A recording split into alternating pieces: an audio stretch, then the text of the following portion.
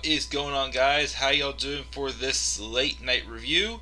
This is the Club of the Man 1993, and I am here live for my live review of NXT's Halloween Havoc 2020. It took place tonight, October 28th, 2020, at the Capitol Wrestling Center once again. It was a little Wednesday night special for NXT this week, so of course, like I said, I was doing this review first before I do AEW, so I will watch AEW tomorrow and review that show tomorrow night. Overall thoughts on Halloween Havoc. Not a bad show. I wouldn't say it was quite as good as I'd hoped for. Some of the matches weren't as great as I thought. But I would say this was good. I'll still say it was a good show.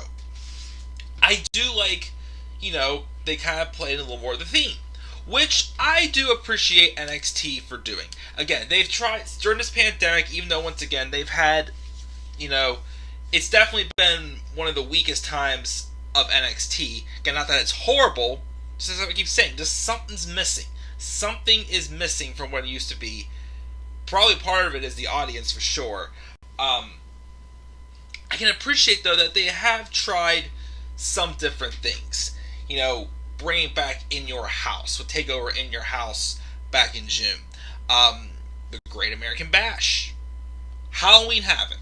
They're still trying some different things. And they're still trying to build stars and tell stories. Is it as good as it used to be? Absolutely not. But again, I'll still say, there's some things that are working, some things that are not working. And for the most part, I thought this was a good show to sit down and watch. So, I'm not going to knock it too much. There's only one match I thought that was kind of a waste of time on this show, which I'll get to that very briefly in a little bit. I also thought the main event was a little bit rushed.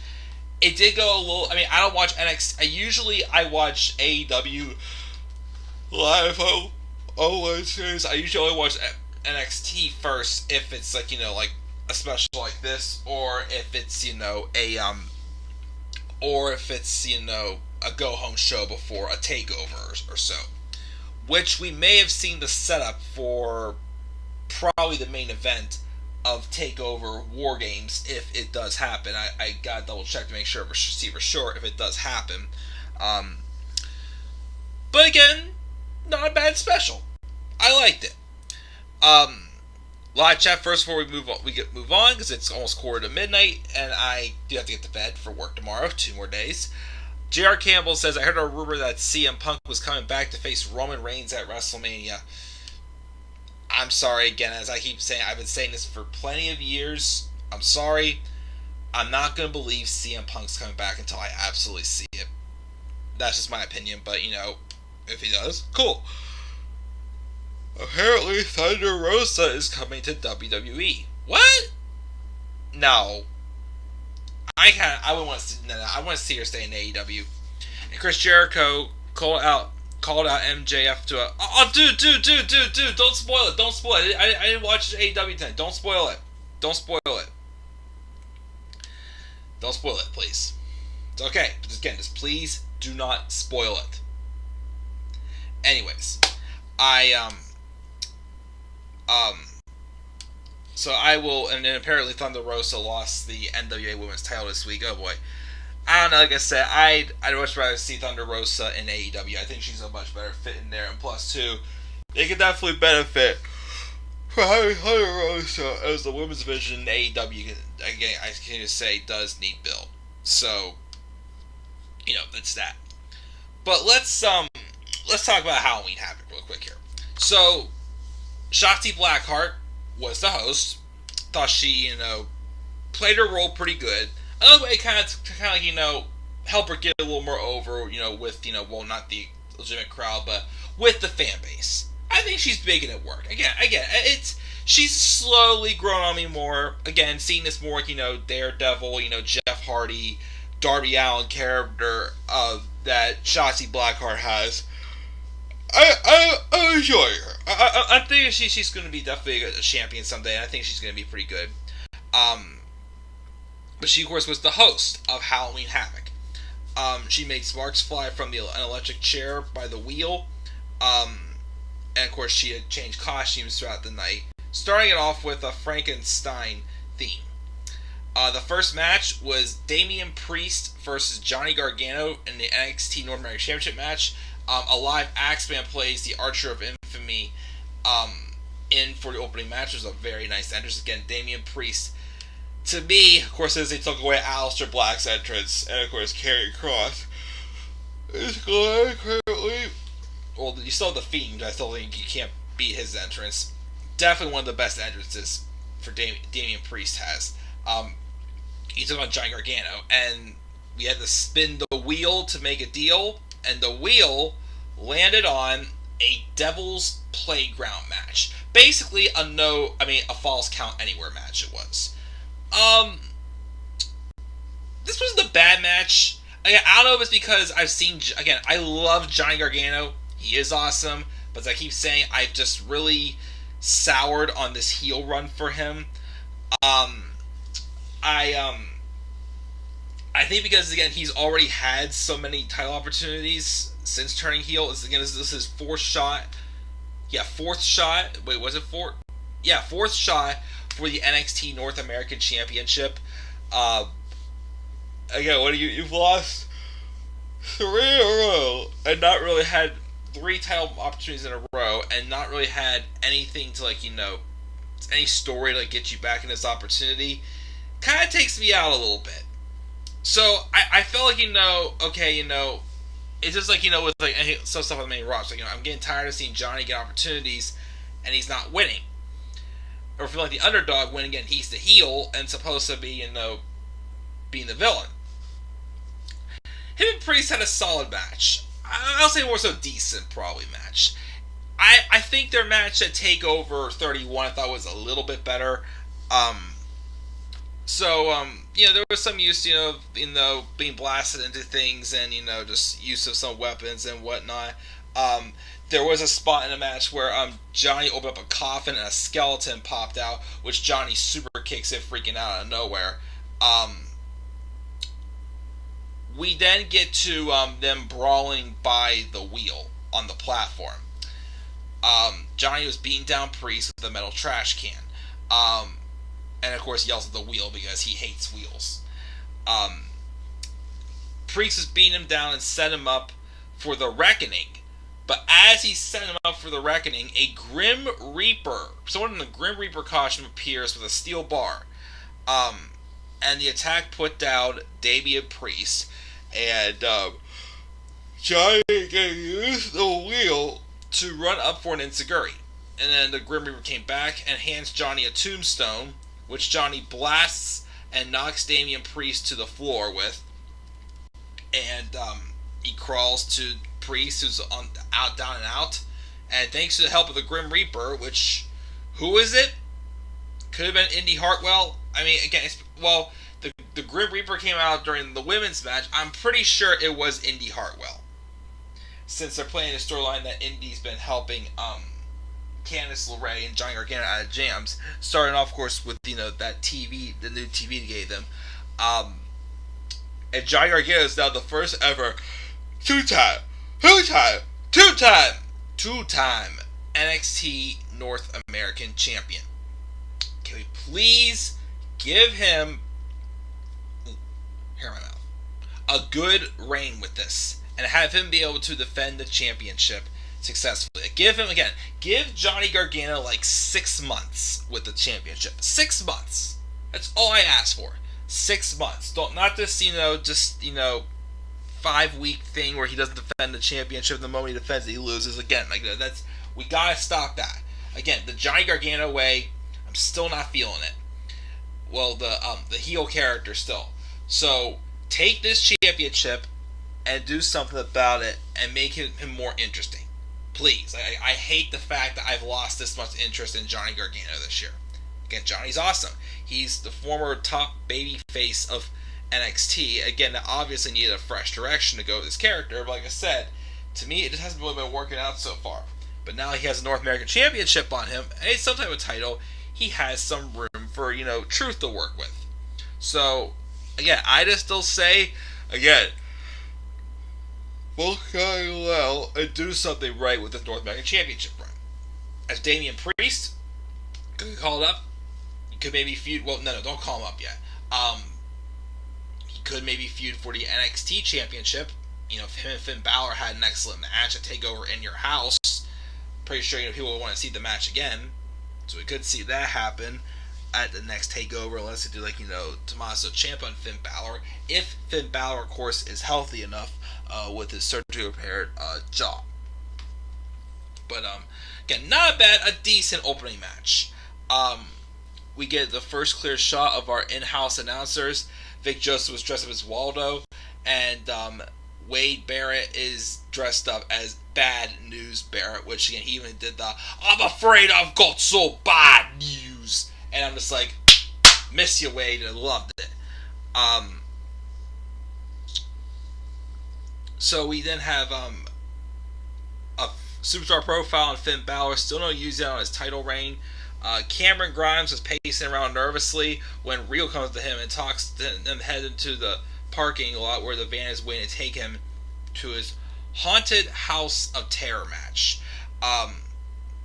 Which Grimes is confused. He says the ring is in the CWC. He thought that Regal wanted him to have a match with Dexter Lumis. He doesn't want to go to the parking lot. It's the most dangerous place. Real doesn't care. Is trying to get him to get to the parking lot. Pat McAfee then comes out with Oney Lorcan and Danny Burch, Quiz News sidekicks. He then gets on the fans for a bit and launched into a slight modified version of the promo explaining his actions that was posted online Monday night. He calls for mics for the Brit Arm Brawl. He's interrupted then by Kyle O'Reilly. He basically just laid out this plan. How obviously, he was trying to continue to get back at Adam Cole, especially after Adam Cole gave him no respect after his great performance, which again, I won't deny, he did do excellent in that match with Adam Cole back at TakeOver 30. So obviously, though, he still wanted to plot revenge on Adam Cole, and so he wasn't done with him yet. And he himself admitted he was the one who sent Ridge Holland after him. He had made that call.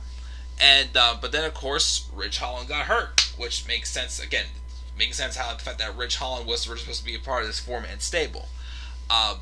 Ridge Holland just wanted a car. He wanted the money, so that's why he did what Pat McAfee did for him. Then, of course, whenever Ridge Holland got taken out, he offers Oney Lorcan, the person who took him out, Holland, and Danny Burch, a deal. But they didn't take it at first. And in the moment they lost the Undisputed Era, though, they wanted to talk and talk things out with them, which is what led them to slowly destruct the Undisputed Era. So he continues to trash talk on them, and out comes Kyle O'Reilly, who is alone since everyone in the Undisputed Era is injured. But then O'Reilly brought back up, to my surprise, it was Pete Dunne. And I'm just thinking, okay, hold on, though, why is awesome, but why is Pete Dunne siding with Kyle O'Reilly? What was the story behind, him, being able to, pick Pete Dunne to side with him? Unfortunately, that failed, though, because Pete Dunne would then blast O'Reilly with the chair, and it was basically a 4-on-1 assault, and then they're teasing them, teasing O'Reilly, calling him Cauliflower Kyle. That is undisputed, mocking their, hand signal and whatnot. So, I suggested maybe Timothy Thatcher, because again, it was also revealed tonight that, again, Ridge Holland was basically, doing some bidding for Pat McAfee. So I would have been fine with that, but again, Ridge got hurt. But then, they out this bringing Oney Lorcan and Danny Burch. They also have surprised us with Pete Dunne turning heel and hacking Kyle O'Reilly. So those are going to be getting the War Games match if it happens between Undisputed Era's 4 members, taking on a team of Pat McAfee, Pete Dunne, and the Brit Arm Brawlers Oney Lorcan and Danny Burch. Should be solid. Again, we'll talk about more tomorrow when I do the turn alert for Pete Dunne, which I do think was necessary for him. So we have that. Cameron Grimes got sent to the parking lot, jumps in the van with a zombie, and of course he hates rednecks and he's freaking out, and they drive away to the haunted house. Next match I didn't care about, honestly. It was Santos Escobar and Jake Atlas in a non-title match. Why was this match on the show if it was a non-title match? Didn't get that. Escobar won. I didn't really care. Again, like I said, it was a non-title match. I don't get why it could have been a title match. Who knows? We also get a video package hyped up a match between Dakota Kai and Ember Moon, which take place last week. Shotzi Blackheart hypes up the haunted house of terror match.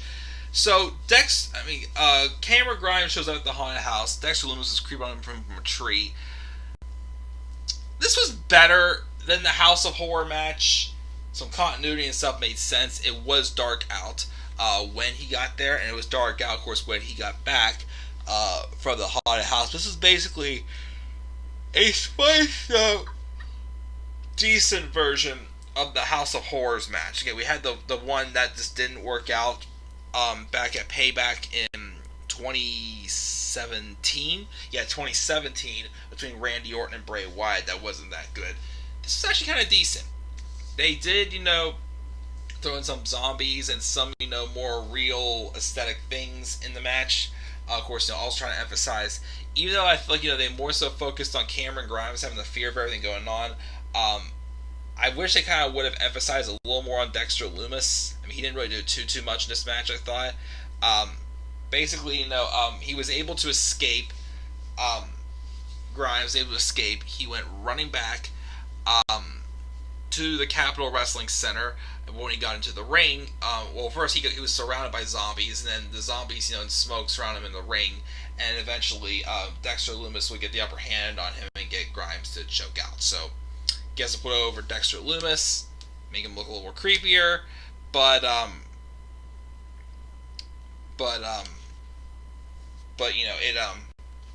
it was fine. It was much better than what we got from Wyatt and Orton a couple years ago for sure.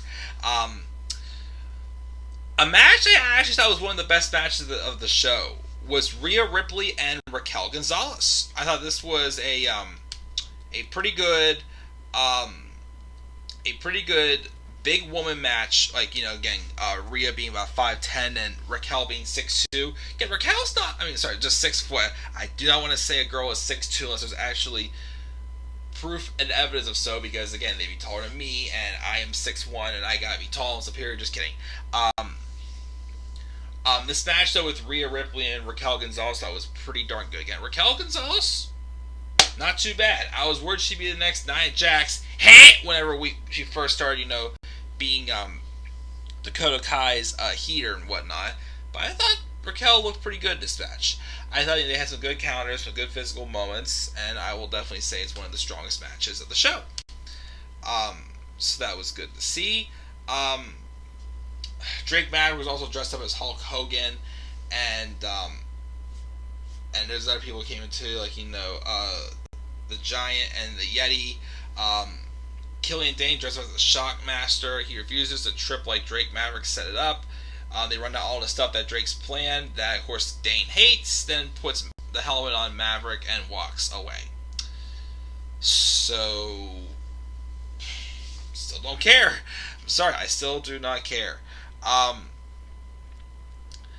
We then have Tommaso Ciampa cutting a promo. First time he's cut a promo since he's turned heel.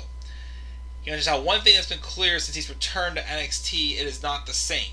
He's heard all the same excuses and hopes, but he never asked for anything, and he was the best sports entertainer in the world until fate took that away from him.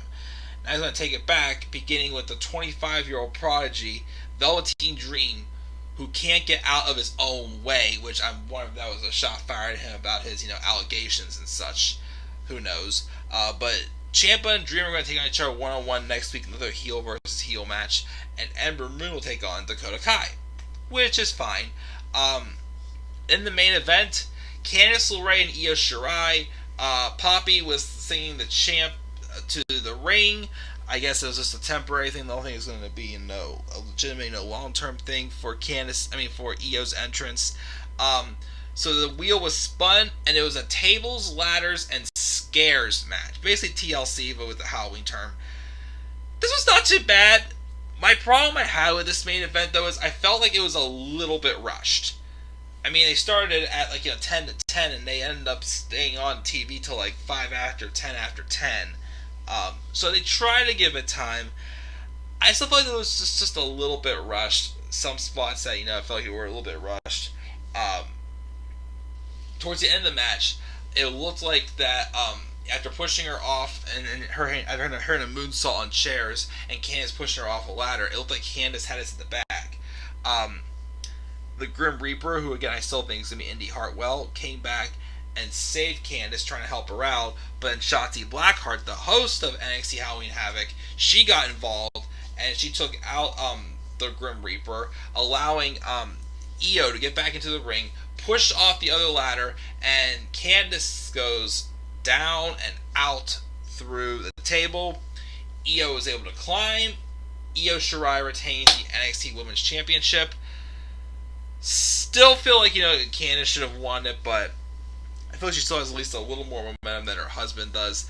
At least Johnny finally got a title to help get him going a little bit more. So we'll see where they go with it.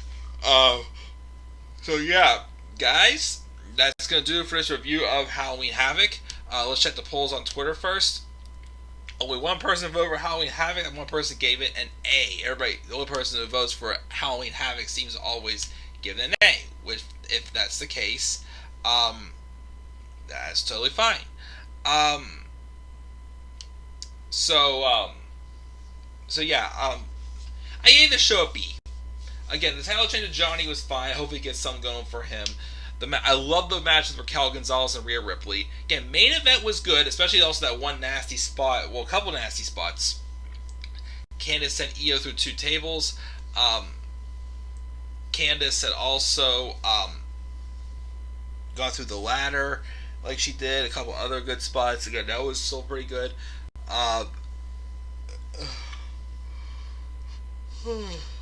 Sorry. But yeah, that was a good show overall. Gave it a B. Checking the live chat really quick before I go off the air.